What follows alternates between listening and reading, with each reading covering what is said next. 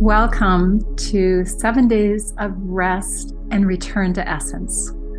I'm Tami Hay, and I'll be guiding you through the next 7 days on the essence of nourishment. Each day, we're going to focus on a different part of nourishment, kind of nourishment I give my beautiful grandchildren and for the next 7 generations, if this shall be. Here we are in these precarious times and potential food shortages and world hunger. I want to invite you on a journey of allowing ourselves to find ways to grow and plant and sprout food that not only is some of the highest biodynamic food on the planet, but also is very gentle with our finances. Thank you for the avocado. What are we going to make with that, honey? Guacamole. Yay, guacamole.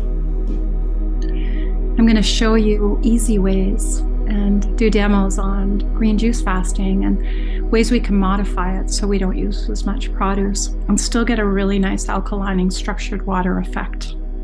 I'm going to join together with some friends and we're going to give some demos on food made easy and what people are doing around the world to turn maybe traditional recipes into plant-based living food recipes, highly nutrient-dense recipes.